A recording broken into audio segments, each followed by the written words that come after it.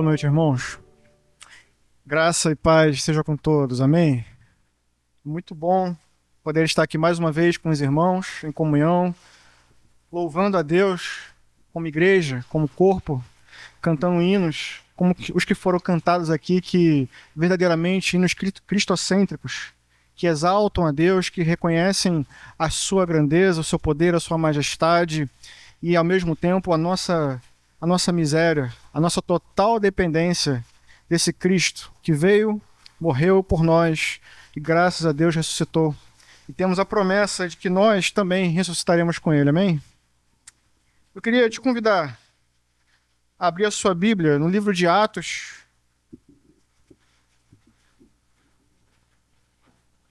capítulo 6.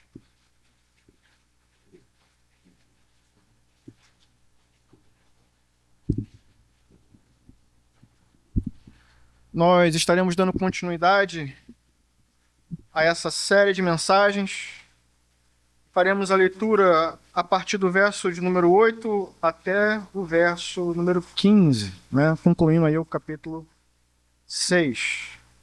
Semana passada nós vimos os primeiros 7 versículos desse capítulo, irmãos. E como eu disse anteriormente, digo mais uma vez, é um capítulo muito importante. Um capítulo fundamental por vários motivos. E nós vimos que o relato de Lucas, aqui no capítulo 6, começa por um relato de crescimento da igreja. A igreja estava crescendo, o número de cristãos estava crescendo, e eu lembro a vocês que ele chama esses cristãos de discípulos. O número de discípulos estava crescendo naqueles dias, por meio da pregação dos apóstolos, que pregavam todos os dias nos templos, nas casas, sem deixar de anunciar em todo o tempo que Jesus é o Cristo. A igreja crescia, mas nós vimos que, junto com esse crescimento, surgiram também alguns problemas internos no meio da igreja. E nós vimos que esses problemas que ameaçavam a igreja, eles tinham potencial, irmãos, para comprometer a unidade da igreja, o avanço da igreja e até mesmo o crescimento da igreja. Nós vimos que essa ameaça estava acontecendo e nós vimos também como os apóstolos trataram do problema. Na verdade, nós vimos que toda a igreja, toda a comunidade de discípulos se envolveu com aquele problema a fim de solucioná-lo. Então, o que Lucas começou a nos mostrar? Que os apóstolos, em primeiro lugar, reuniram a igreja em uma grande assembleia. Eles instruíram a igreja sobre aquilo que não deveria ser feito. E, em terceiro lugar, eles orientaram a igreja sobre aquilo que deveria ser feito. Esse foi o primeiro trabalho dos apóstolos. Reunir a igreja, orientar sobre o que deve ser feito e sobre o que não deve ser feito. Foi isso que eles fizeram. Mas, em segundo lugar, nós vimos a contrapartida, que foi a participação da igreja. A igreja ouviu a instrução e a igreja acolheu a instrução como boa e, por fim, a igreja colocou em prática a instrução. Eles verdadeiramente estavam agindo como discípulos. E qual é a prova que nós temos disso? A prova disso é que eles escolheram 7 homens para servir como diáconos na igreja. E a escolha deles, tanto no número de servos a serem escolhidos, tanto nos critérios, nos requisitos, mostram que eles verdadeiramente ouviram a orientação e fizeram de acordo com a orientação. E a orientação naquela época dizia que eles deveriam ser homens de boa reputação, cheios de sabedoria e cheios do Espírito. E foi assim que a igreja fez. Escolheu 7 homens para servir como diáconos, de boa reputação, cheios de sabedoria e cheios do Espírito de Deus. Agora, o que nós vamos ver hoje? Hoje nós vamos continuar vendo o relato de Lucas capítulo 6. O tema da semana passada foi chamados para servir. E hoje nós veremos o seguinte tema: chamados para testemunhar, que é quando o discípulo proclama a verdade. Esse é o tema da nossa mensagem hoje. Chamados para testemunhar, quando o discípulo proclama a verdade. E a grande lição que veremos é que todo discípulo de Jesus é uma testemunha que deve ser confiável e que deve estar comprometida com a verdade do Evangelho. É isso que nós veremos ver. Eu queria te convidar, então, a fazer a leitura comigo, a partir do verso de número 8. Diz assim: Estevão, homem cheio da graça e do poder de Deus, realizava grandes maravilhas e sinais no meio do povo.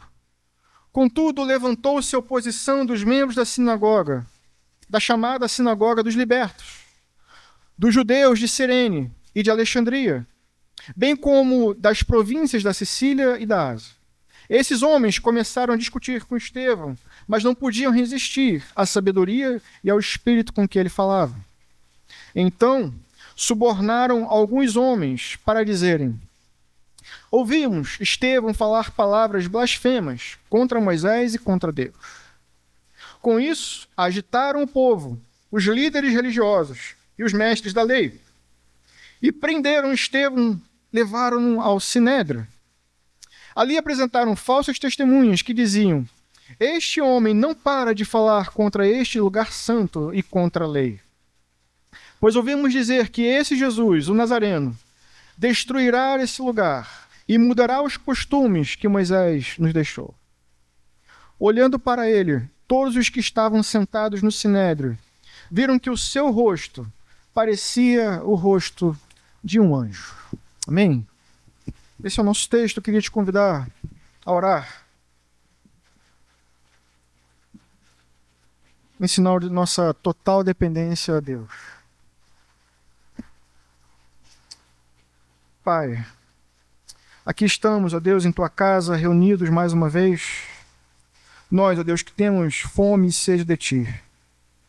Nossa oração, ó Deus, como sempre, é para que o Senhor mais uma vez venha com graça e misericórdia, para que o Senhor fale com o Teu povo mais uma vez, a fim de que a Sua igreja, Senhor, seja advertida pelo Senhor, edificada e fortalecida pelo Senhor, a fim, ó Deus, de que nós possamos viver de acordo com aquilo que estamos aprendendo também. Essa é a nossa oração, ó Deus. Abre os nossos ouvidos para ouvir a Tua palavra, abre os nossos corações, a fim, ó Deus, que possamos ser sábios diante do Senhor. É a nossa oração no nome de Jesus. Amém? Amém. Bem, em primeiro lugar, eu gostaria de anunciar, então, o primeiro tópico dessa mensagem, que é: todo discípulo de Jesus é também sua testemunha.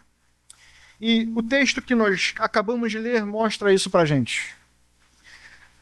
Como nós vimos semana passada, Estevão foi um dos 7 homens que foram escolhidos pela igreja e ordenados pelos apóstolos para servir a igreja como diáconos.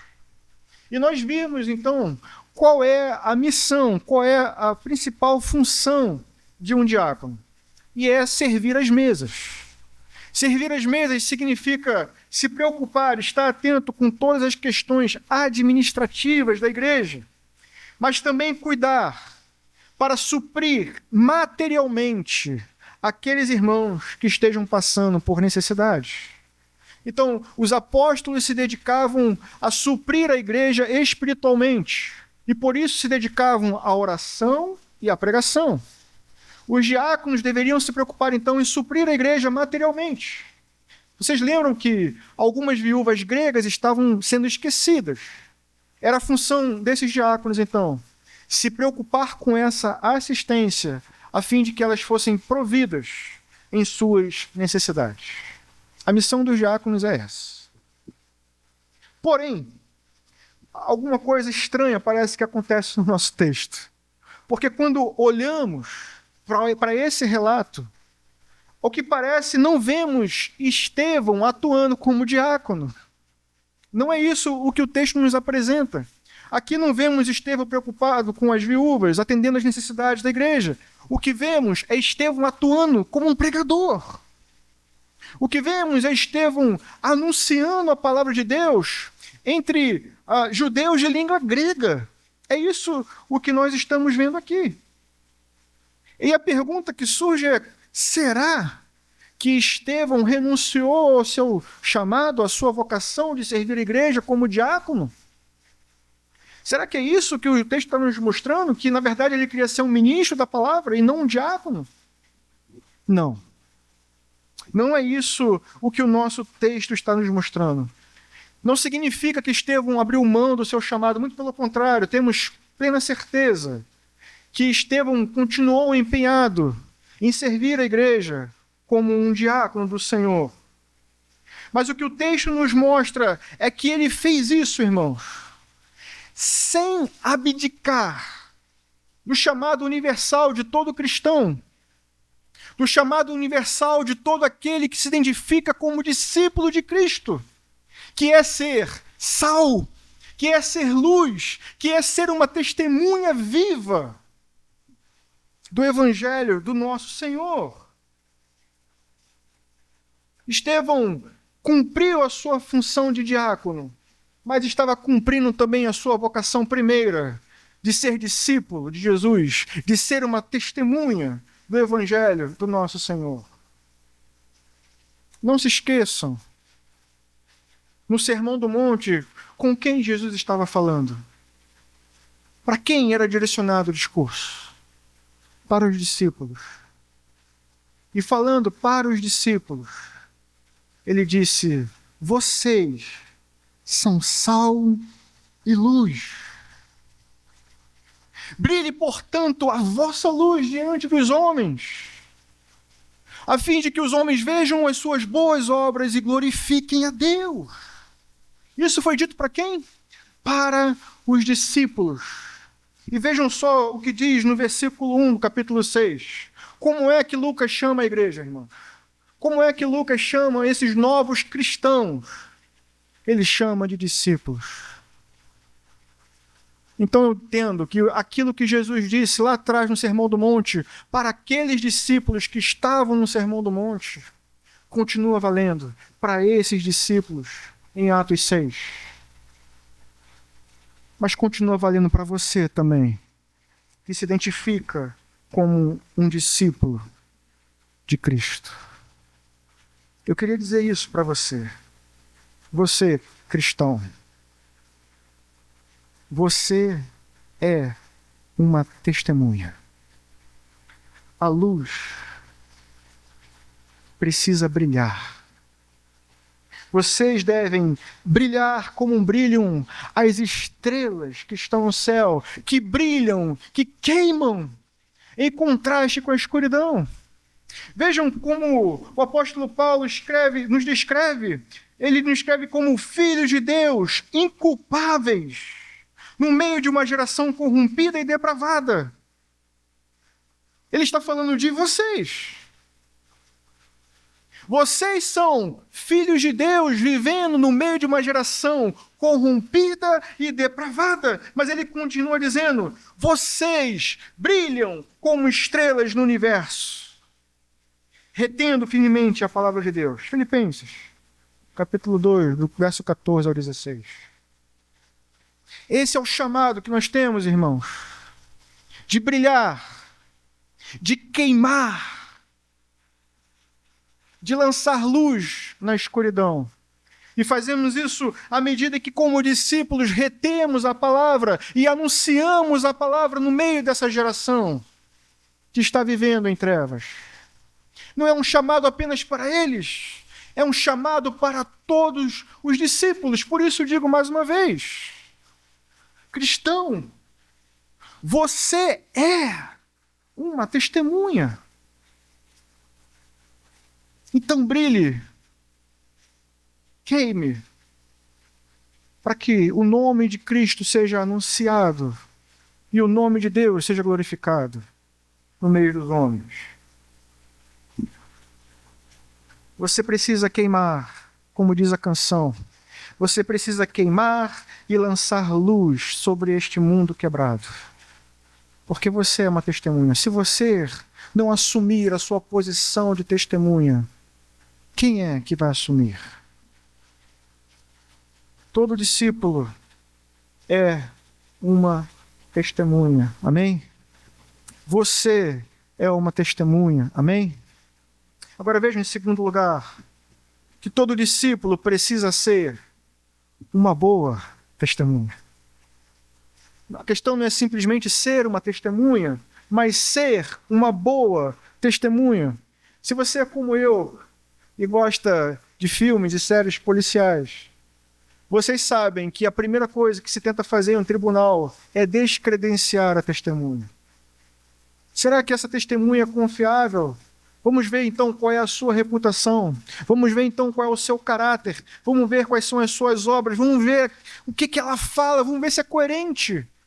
A primeira coisa que se tenta fazer é descredenciar a testemunha. Mas vejam, irmãos, eu poderia fazer uma longa lista do que é necessário para que uma testemunha seja também uma boa testemunha. Mas olhando aqui para esse texto, muito pequeno, nós encontramos marcas suficientes que devem haver em toda e qualquer testemunha que se preze. E eu queria chamar a sua atenção, então, em primeiro lugar, para o caráter irrepreensível que toda testemunha precisa ter. Veja o versículo 3. O versículo 3 diz assim: irmãos, escolham entre vocês 7 homens de bom testemunho, cheios do Espírito e de sabedoria. Isso aqui são os apóstolos orientando a igreja sobre o perfil dos homens que deveriam ser escolhidos para servir a igreja como diáconos. Em primeiro lugar, eles deveriam ter bom testemunho. Significa que eles deveriam ter um caráter irrepreensível. E vejam que essas marcas, ser cheio de sabedoria, ser cheio do Espírito de Deus, essas marcas se unem para mostrar verdadeiramente para a gente que aqueles homens, assim como Estevão, eram homens cheios do Espírito, cheios de sabedoria, mas vejam, homens com bom testemunho, homens com um caráter irrepreensível.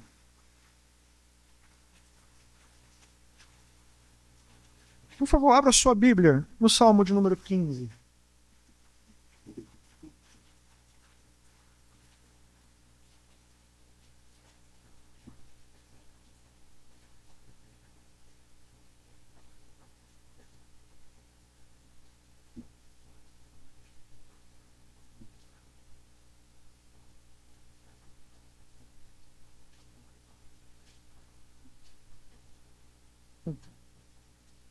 O pastor está brigando com a Bíblia.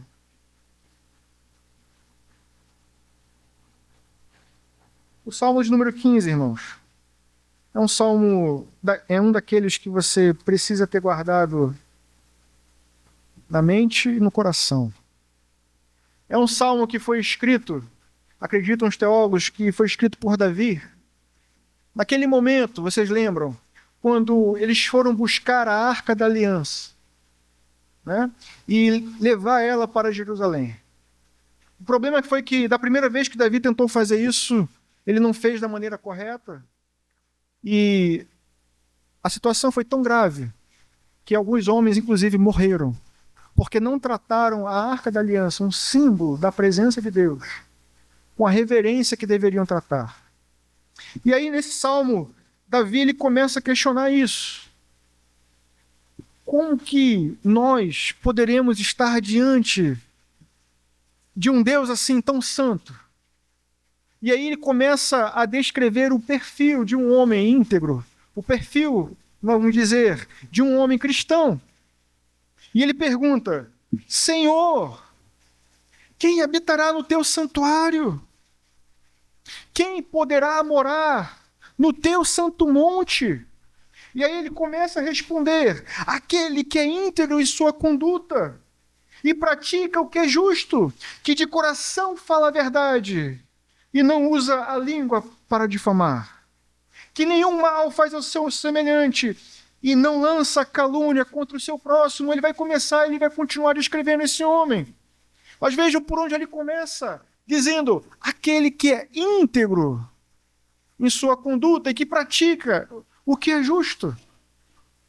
Essa mesma descrição, irmãos, se aplica a Estevão, mas se aplica também a todos os discípulos. Nós precisamos ser testemunhas íntegras em nossa conduta. Precisamos praticar o que é justo. É sobre isso que o nosso texto está falando. Esse é o caráter da testemunha fiel. Esse é o caráter de uma boa testemunha, um caráter que é irrepreensível. Mas não é só o caráter que tem que ser irrepreensível. As nossas obras, elas também precisam ser boas obras.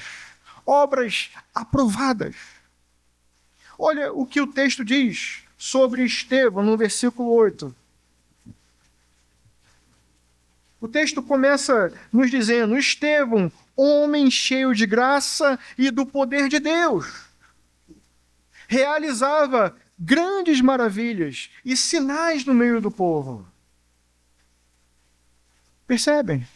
Além do caráter irrepreensível, as suas obras eram boas obras.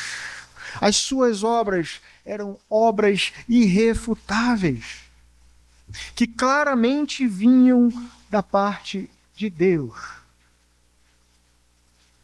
E isso não é tudo. O texto termina dizendo, em terceiro lugar, vejam que não apenas o caráter de Estevão era um caráter íntegro, não apenas as suas obras eram obras aprovadas, mas em terceiro lugar, as suas palavras eram palavras cheias de sabedoria e cheias do Espírito de Deus. Veja o versículo 10. Diz: não podiam resistir à sabedoria e ao Espírito com quem ele falava. Quando Estevão falava, irmãos, falava cheio de sabedoria. Quando Estevão falava, ele falava cheio do Espírito de Deus. Quando ele abria a sua boca, os seus lábios estavam cheios de virtude, que vinha da parte de Deus. Eu queria te fazer uma pergunta. Você daria ouvidos a uma testemunha que fala sem sabedoria? Você daria ouvidos a uma testemunha cuja língua é mentirosa? Você daria ouvidos a uma testemunha que levanta calúnia e que difama os irmãos? Daria ouvidos a esse tipo de testemunha? A resposta é não, né?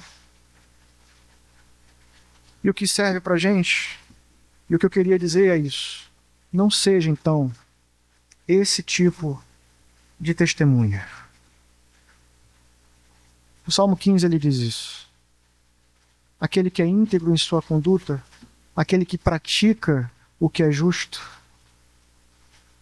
que de coração fala a verdade, que não usa a língua para difamar o próximo, o semelhante, e que não levanta calúnia contra o próximo. Esse tem que ser você. Porque, em primeiro lugar, é esse que vai habitar no monte, no santo monte do Senhor. Esse é aquele que se identifica como homem íntegro, é aquele que se identifica como cristão, é aquele que se identifica como um discípulo. Quando você ler esse texto, você não pode pensar em outra pessoa. Você precisa dizer: eu preciso ser assim. Eu preciso carregar na minha vida essas marcas. Homens e mulheres íntegros, que praticam o que é justo e que falam cheios do Espírito e cheios de sabedoria. Amém, irmão? Efésios, capítulo 5, do verso 17 ao verso 20. O apóstolo Paulo, ele nos diz então, como? Que essa é uma pergunta importante. Não basta eu me apresentar diante de vocês e dizer que vocês precisam ser cheios do Espírito de Deus. Aqui, nesse capítulo, Paulo nos dá orientações sobre como vocês devem ser cheios do Espírito de Deus. Todos acharam? Diz assim: portanto, não sejam insensatos, mas procurem compreender qual é a vontade do Senhor. Não se embriaguem com vinho, que leva à libertinagem, mas deixem-se encher pelo Espírito, falando entre si com salmos, hinos e cânticos espirituais, cantando e louvando de coração ao Senhor, dando graças continuamente a Deus Pai, por todas as coisas, em nome do nosso Senhor Jesus Cristo. Aqui está uma dica, irmãos, de como nós podemos ser homens e mulheres cheios do Espírito de Deus, falando entre nós dessa forma, carregando nos lábios hinos, salmos e cânticos espirituais, carregando nos lábios louvor a Deus, estando sempre com o coração grato por tudo que Ele fez, tem feito e ainda fará em nossas vidas. É assim, exercitando a mente, o coração e os lábios, trazendo sempre a palavra de Deus, a mente e também no coração, que nós, pouco a pouco, vamos nos enchendo do Espírito de Deus. Vejam, irmãos, às vezes a gente entende um pouco equivocado as coisas. A gente sabe que a nossa salvação é obra exclusiva de Deus. Não depende de nós, é Ele que age soberanamente. Porque estávamos mortos, e o morto não faz nada. O morto não tem vontade, o morto não tem desejo, ele não quer e não pode fazer absolutamente nada. Por isso, a salvação é obra exclusiva de Deus. Mas quando falamos sobre santificação, quando falamos sobre crescer na nossa vida com Deus, na nossa caminhada com Deus, então isso exige empenho da nossa parte. E é verdade, a Escritura diz que Deus opera em nós tanto o querer quanto o efetuar. Então, sim, dependemos do auxílio de Deus. Mas isso não deve servir como desculpa para que fiquemos passivos. Se Deus quiser, não. Isso significa que você deve trabalhar pela sua santificação. Claro, sempre contando com o auxílio do Espírito Santo de Deus. Porque Jesus disse: sem mim nada podeis fazer. Mas você tem que trabalhar com o auxílio do poder de Deus em prol da sua santificação. Carregar nos lábios, carregar na mente a palavra de Deus e também no coração, amém, irmãos? É assim que nós vamos nos enchendo. É assim que nós vamos cada vez mais nos tornando parecidos com Cristo e testemunhas verdadeiramente dignas de serem ouvidas. Mas o nosso texto nos mostra que toda boa testemunha sofrerá pressão da oposição. E eu queria ler o verso 9 e 10 com você.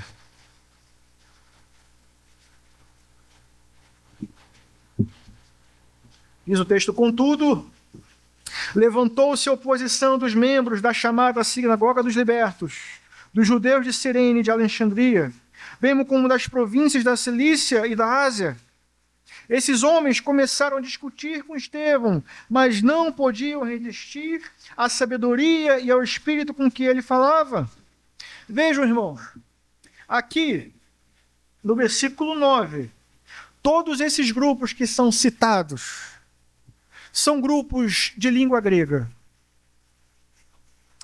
Provavelmente, quando ele fala sobre a sinagoga dos libertos, né, porque é a única designação que não é de região, né? Quando ele fala de sinagoga dos libertos, provavelmente ele está falando de judeus que anteriormente tinham sido escravos e foram libertos. Talvez aqueles mesmos judeus que, acho que no ano 70 anos de Cristo, foram feitos escravos por Pompeu, levados para Roma, e então foram libertos. Ali eles fundaram uma colônia, mas depois de um tempo, seus descendentes foram expulsos, e muitos deles provavelmente voltaram para Jerusalém. Talvez tenham sido esses libertos que tenham fundado essa comunidade. Mas qual é o ponto aqui? Isso é uma possibilidade. Qual é o ponto? Todos eles eram de língua grega. E Estevão, assim como os outros 7 diáconos, provavelmente também eram de língua grega. Essa é a indicação do nome. E foram escolhidos para servir a viúvas de língua grega que estavam sendo esquecidas. Então é muito provável que, à medida em que eles iam fazendo esse serviço de assistência social, de cuidar das viúvas e de outros em necessidade, é muito provável que, ao mesmo tempo, estivessem pregando, anunciando que Cristo é o Senhor. E é muito provável que foi nesse contexto que surgiu a oposição. Agora, como é que a gente lida com a oposição? Como é que a gente lida com isso? Porque, vejam, todas as qualificações que Estevão carregava não impediram que essa oposição se levantasse. Muito pelo contrário. É justamente por ele ser uma testemunha qualificada, uma testemunha fiel, que a oposição se levanta. Agora, o que precisamos entender aqui é que a testemunha, irmãos, em primeiro lugar, ela não deve se preocupar com o seu depoimento. Estevão estava do lado da verdade. Ele conhecia a verdade e falava a verdade. Estava cheio de sabedoria e também cheio do Espírito de Deus. Por isso a Escritura diz que, embora aqueles homens tentassem sobrepujá-lo, eles não conseguiam vencer o debate. E por que não conseguiam vencer o debate? Porque Estevão estava cheio do Espírito de Deus. No fundo, era contra o Espírito de Deus que eles estavam lutando. Então, no fundo, irmão, estavam travando uma batalha que do lado deles já estava perdida. Porque, como disse mais uma vez, Estevão estava falando a verdade e estava do lado da verdade, anunciando Cristo como o único e suficiente Salvador, anunciando Cristo, Jesus, aquele que eles mataram, como também aquele que Deus ressuscitou à posição de príncipe e salvador. Essa era a mensagem. Agora, quando o texto nos diz que, no meio dessa oposição, eles não conseguiram sobrepujar Estevão, o texto também está nos mostrando que na vida de Estevão se cumpriu a promessa que Jesus fez. Lá em Lucas, capítulo 21, diz assim: antes de tudo isso, prenderão e perseguirão vocês. A testemunha tem que esperar por isso. Antes de tudo, prenderão e perseguirão vocês. Então os entregarão às sinagogas e prisões. Vocês serão levados à presença de reis e governadores. Tudo isso por causa do meu nome. Será para vocês uma oportunidade de dar testemunho. Então Jesus diz: mas convençam-se de uma vez que não devem preocupar-se com o que dirão para se defender. E aí Jesus faz uma promessa impressionante. Ele diz: pois eu lhes darei palavras e sabedoria a que nenhum dos seus adversários será capaz de resistir ou contradizer. Vejam que promessa, irmãos. E vejam ainda como essa promessa se cumpre na vida de Estevão. Jesus disse: eu lhe darei palavras e sabedoria. É isso que a gente vê no nosso texto. Uma testemunha fiel, que testemunha de modo fiel. Opositores se levantam contra ele, mas ninguém consegue prevalecer, irmãos, porque ele está cheio do Espírito de Deus e porque a promessa de Cristo é que ele nos capacitará quando essas oposições se levantarem contra nós, que também somos discípulos. Então não se preocupe com o que você haverá de dizer. Apenas diga a verdade. e o Espírito de Deus e próprio Cristo nos darão palavras de sabedoria, e eles não conseguirão prevalecer. Amém? É uma promessa maravilhosa. Eu tento me lembrar dela sempre que vou pregar. Não se preocupe com o que você vai dizer. A gente se preocupa. Mas vejam, irmãos, há uma promessa. E a promessa é essa. Se estamos cheios do Espírito, o Espírito há de nos dar as palavras certas. Não tenha medo de testemunhar. Não se preocupe com o que você vai dizer. Irmãos, vocês vão ver no capítulo 7. A pregação de Estevão é uma pregação simples. É uma pregação simples. Ele conta a história, e à medida que ele conta a história, ele denuncia o pecado e mostra a salvação também. Mas vejam, é uma mensagem que eu tenho certeza que todos vocês conhecem. Então, não tem por que você ter medo. Abre a boca. Brilhe. Seja uma testemunha fiel. Pregue a mensagem de maneira fiel. E essa promessa vai se aplicar para você também. O Espírito Santo vai lhe dar as palavras. Amém? Você crê nisso? Amém. Eu queria chamar a sua atenção ainda nesses versos para o perfil dos acusadores. Estamos caminhando para o final, irmão. Estamos caminhando para o final, mas eu queria... eu não vou trabalhar tanto as acusações, porque isso nós vamos ver semana que vem. Semana que vem nós vamos ver a defesa que Estevão faz e como ele refuta as acusações que são apresentadas aqui. Mas eu queria chamar a sua atenção para o perfil desses homens. Porque esses homens estão se colocando como homens zelosos. Eles estão acusando Estevão de blasfêmia contra Deus, blasfêmia contra Moisés. E Moisés aqui, irmãos, é uma outra forma de dizer a lei de Moisés. Em outras palavras, o que eles estão dizendo é que Estevão está blasfemando contra Deus e contra a palavra de Deus.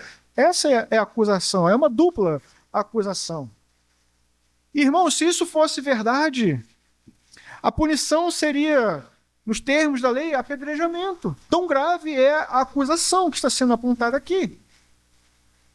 Mas eu queria chamar a sua atenção, porque o texto nos mostra que esses líderes zelosos, em primeiro lugar, deveriam colocar a mão na consciência à medida que não conseguiram vencer os argumentos. Estevão estava pregando e anunciando que Jesus é o Cristo, e eles não conseguiram refutar. Já seria um primeiro passo para reconhecer que alguma coisa estava errada. Mas o texto nos diz que, uma vez que eles não conseguiram vencer os argumentos, olha o que o texto fala. O texto nos diz que eles contrataram falsas testemunhas, inventaram falsas acusações, instigaram o povo. E tudo isso, irmãos, vai terminar com a execução de Estevão. Só que eles estão fazendo isso em nome de um suposto zelo, em nome de Deus e em nome da palavra de Deus.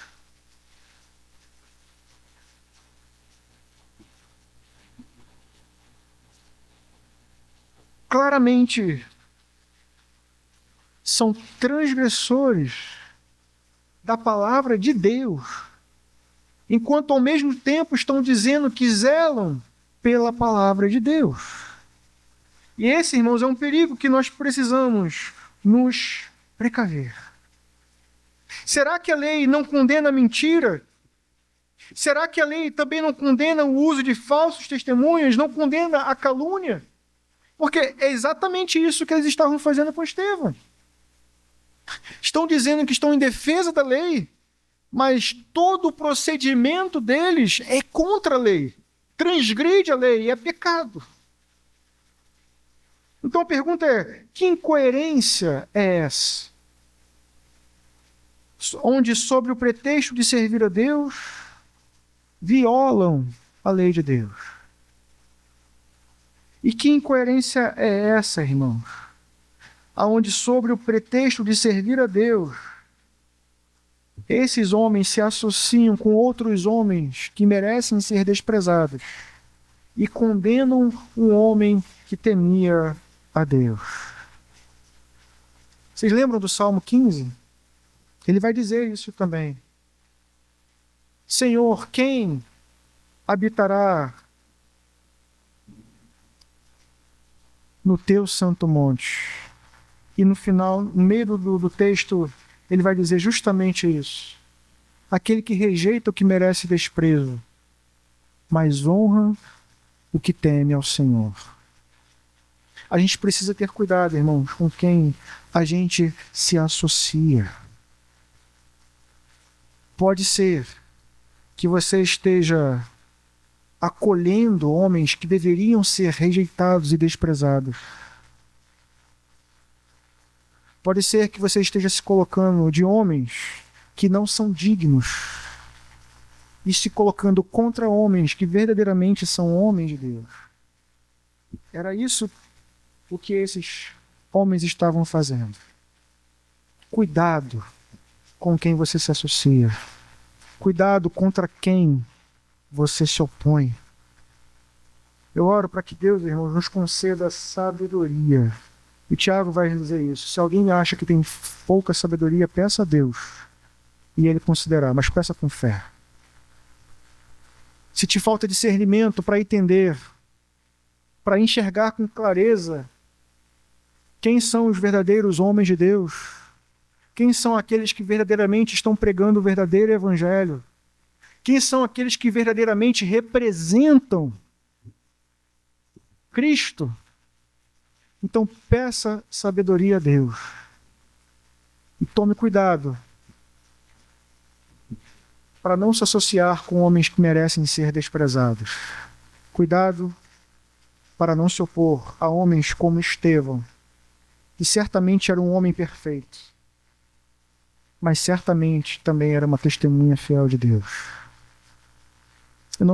Quando eu penso sobre isso, eu lembro de Davi, irmãos.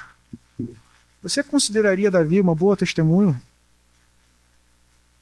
Um homem que foi adúltero? Um homem que planejou um assassinato? Cometeu indiretamente um assassinato? Um pai omisso?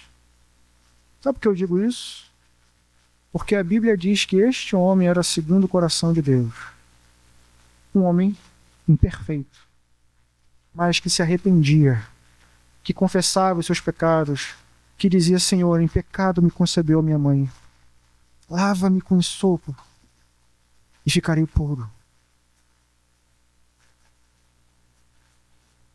Esses são os verdadeiros homens de Deus, irmãos. Homens imperfeitos, mas o coração deles está perto do Senhor. Que Deus nos conceda sabedoria para discernir e sabedoria para ser assim, embora imperfeitos, justos e sábios aos olhos de Deus. Amém? Eu queria ler com você o versículo 15 para a gente caminhar para o fim. Segunda vez que eu digo isso, mas agora é real. Queria ler com você o verso 15, irmãos. Vejam os tópicos que nós vimos até aqui. Uma breve recapitulação. Nós vimos que todo discípulo de Jesus é também sua testemunha. Nós vimos que todo discípulo precisa ser uma boa testemunha, então vimos essas marcas. Mas nós vimos que toda boa testemunha sofrerá também pressão da oposição. Mas aqui, em quarto lugar, e também como nossa conclusão, eu queria chamar a sua atenção para o fato de que toda testemunha, no final das contas, toda boa testemunha tem a aprovação do juiz. E isso, irmãos, é o que importa. Não necessariamente a aprovação dos homens, mas ser aprovado por Deus. É isso o que nos mostra o último verso, verso 15. Olha o que diz: olhando para ele, todos os que estavam sentados no sinédrio viram que o seu rosto parecia como o rosto de um anjo. Olhando para ele, todos os que estavam sentados no sinédrio viram que o seu rosto parecia como o rosto de um anjo. Eu disse antes, brilhe. E Estevão fez isso literalmente. Eu queria chamar a sua atenção para o fato de que o texto diz que o rosto de Estevão parecia o rosto de um anjo. Porque Estevão, irmãos, está sendo acusado de transgredir a lei de Deus. Mais do que isso, de blasfemar contra a lei de Deus e contra Deus. Mas enquanto ele está sendo julgado, esses mesmos homens que se dizem zelosos, mas que conspiram, que contratam falsos testemunhos, quando eles olham para Estevão, o que eles veem é um homem com a aparência de um anjo. O brilho estava no rosto de Estevão, embora ele estivesse sendo acusado de transgredir a lei de Deus. Agora, sabe o que é impressionante? É que isso aqui, irmãos, só aconteceu uma única vez antes em outra história. E foi quando Moisés, vejam só, foi quando Moisés recebeu a lei de Deus e desceu. Diz o texto que quando ele desceu, o seu rosto brilhava como o rosto de um anjo. As pessoas viam isso. E é exatamente a mesma coisa que está acontecendo aqui nesse texto. Eles estão acusando Estevão de transgredir a lei. Mas Deus está concedendo a Estevão a mesma coisa que aconteceu com Moisés. É como se Deus estivesse dizendo, olha, esse homem está longe de ter transgredido a lei. Longe de ter blasfemado contra Moisés. Na verdade, ele é como Moisés. E a sua interpretação da lei, que é a mesma interpretação que Jesus fez da lei, eu aprovo. E o sinal está no rosto, está estampado. Estampado, irmãos, no rosto de Estevão.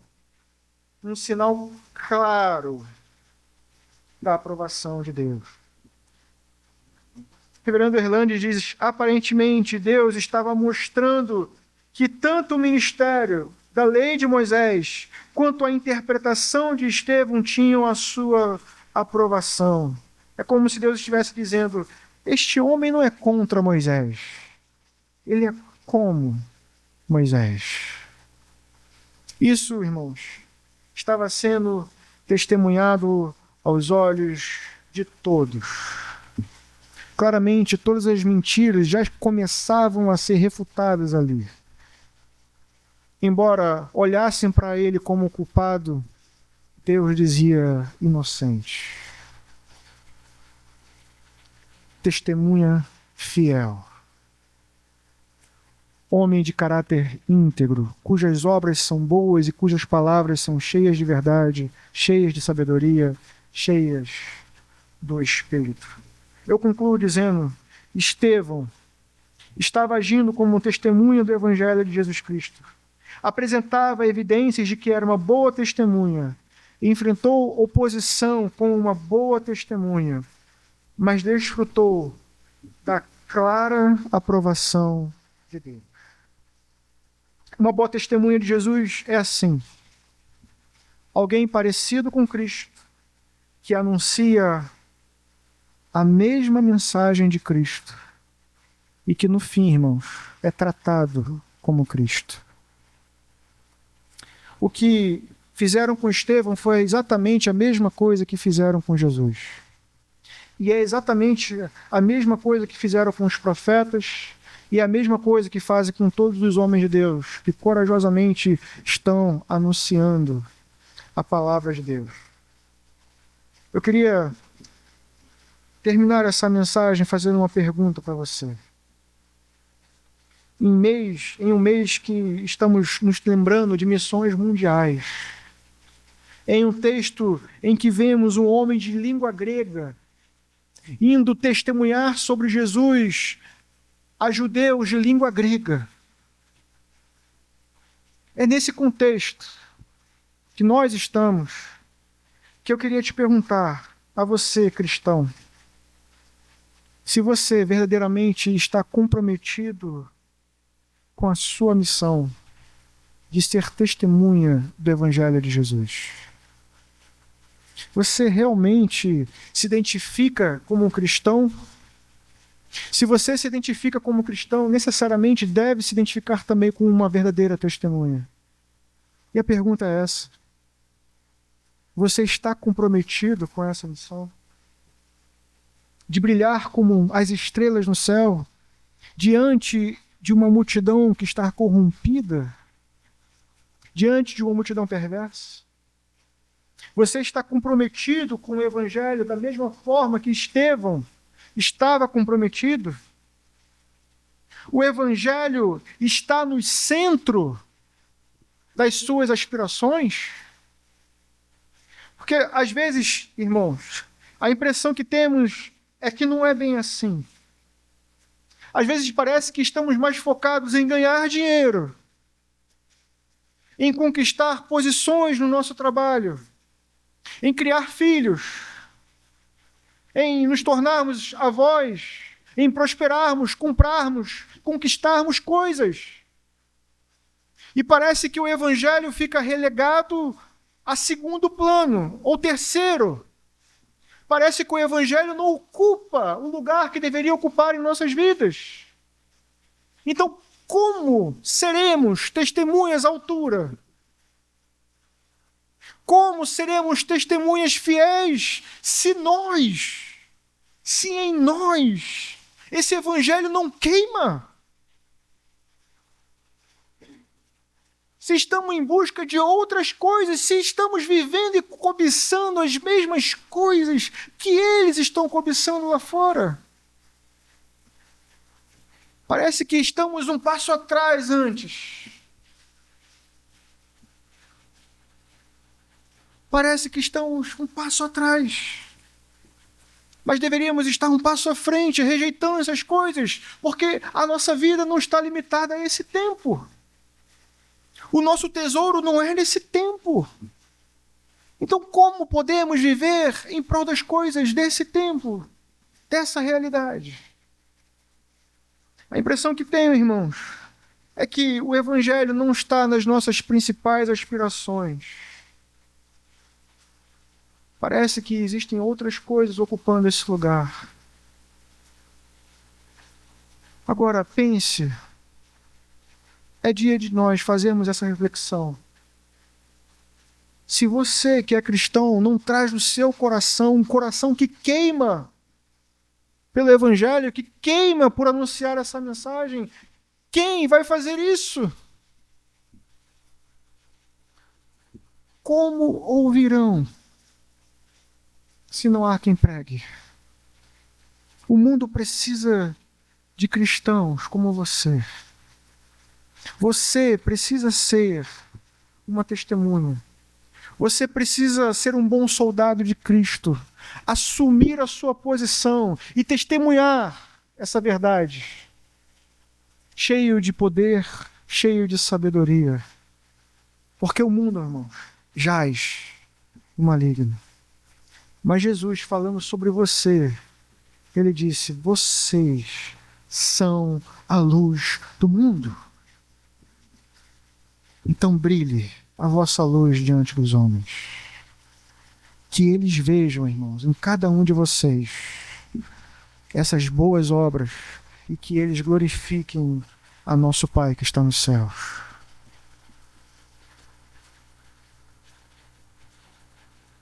Quais são as suas aspirações? Que o Evangelho, irmãos, esteja no centro. Que viver uma vida que glorifica a Deus seja a meta da sua vida. Como diz a canção, brilharei como as estrelas que estão no céu. Viverei para a sua glória. Seja isso um desejo real em nossos corações, irmãos. O Dr. Carson, ele escreve uma nota em seu comentário, ele diz só assim: somente uma vida e logo passará. Somente o que for feito por Cristo permanecerá. É o que temos, irmãos.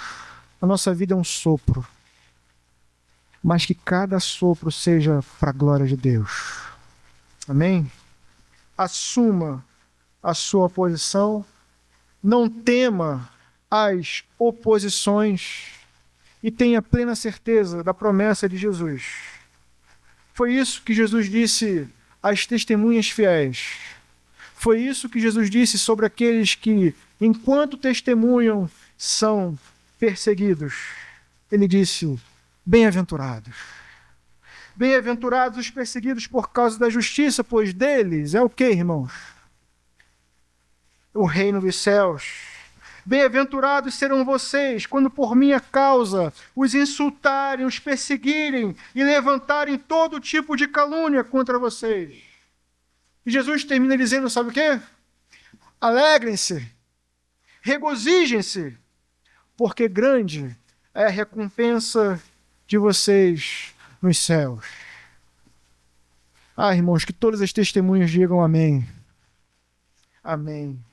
Assuma o seu posto. Seja uma testemunha fiel. Busque ser cheio do Espírito e pregue esse evangelho.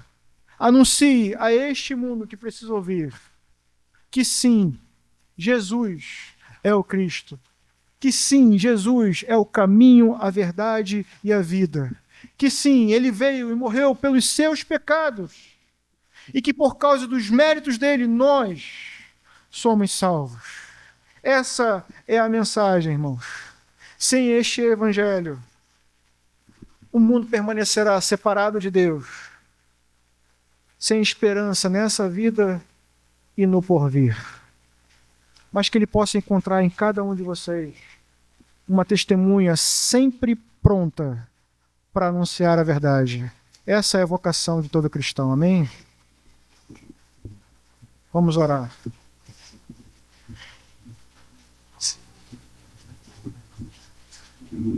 Se Deus quiser, será também uma grande testemunha do Senhor. Senhor, nosso Deus e Pai, acabamos de ler, ó Deus, uma história sobre um homem chamado Estevão. Um homem como nós, sujeito às mesmas paixões que nós. Mas um homem, ó Deus, que se levantou para anunciar a Tua palavra a homens que precisavam ouvir. Senhor, a nossa oração, em primeiro lugar, é para que o Senhor crie em nós esse mesmo desejo, Pai. No mês em que estamos falando sobre missões mundiais, no mês em que estamos lendo sobre a vida desse homem chamado Estevão, ó Deus, pedimos ao Senhor que o Senhor crie também em nosso coração o desejo ardente, ó Deus, de sermos testemunhas vivas do Seu poderoso Evangelho. Queremos sim, Senhor Deus, ser homens e mulheres cheios do Teu Espírito, homens com um caráter incorruptível, homens de bom testemunho, homens, ó Deus, que verdadeiramente praticam o que é justo, que falam a verdade, que pregam a Tua palavra com poder e autoridade. Queremos ser essas testemunhas, ó Deus, testemunhas fiéis, aprovados pelo Senhor. Então, ó Deus, molda o nosso coração, que o Teu Evangelho seja prioridade em nossas vidas, que testemunhar o Teu Evangelho verdadeiramente seja a nossa missão. Que sejamos homens e mulheres comprometidos, ó Deus, com essa missão.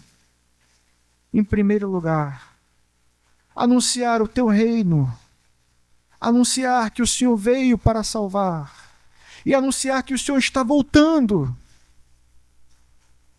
Ó Deus, tenha misericórdia de nós quando deixamos de agir como testemunhos. Perdoa-nos por isso, ó Deus. Perdoa-nos, ó Deus, quando colocamos outras prioridades em nossas vidas. Perdoa-nos, ó Deus, quando nos esquecemos de que o nosso chamado é ser sal, é ser luz no mundo. Tenha misericórdia de nós, ó Deus. Faz de cada um de nós testemunhas prontas. Faz dos nossos pés, ó Deus, pés ligeiros e prontos para anunciar o Teu Evangelho. Quão formosos são os pés daqueles que anunciam o Evangelho, Senhor. Queremos estar entre eles. Queremos ser contados com homens como Estevão e com todos os outros discípulos e mártires que, por amor ao teu evangelho, ó Deus, se levantaram nesse mundo de trevas e queimaram para o louvor da sua glória. Queremos ser esse tipo de homem que são como as estrelas nos céus, que enquanto queimam, morrem, e enquanto morrem, brilham para a tua glória, Deus. Dá-nos coragem para testemunhar. Dá-nos a certeza de que enquanto testemunhamos, ó Deus, o Senhor é conosco. Essa é a tua promessa. Que essa igreja, ó Deus, seja uma igreja que testemunha o teu evangelho. Levanta em nosso meio, levanta nas igrejas, ó Deus, espalhadas por esse mundo, homens que estão dispostos a ser testemunhas fiéis do Senhor. Queremos ser assim, ó Deus. Queremos viver para a tua glória. Assim oramos no nome de Jesus. Amém.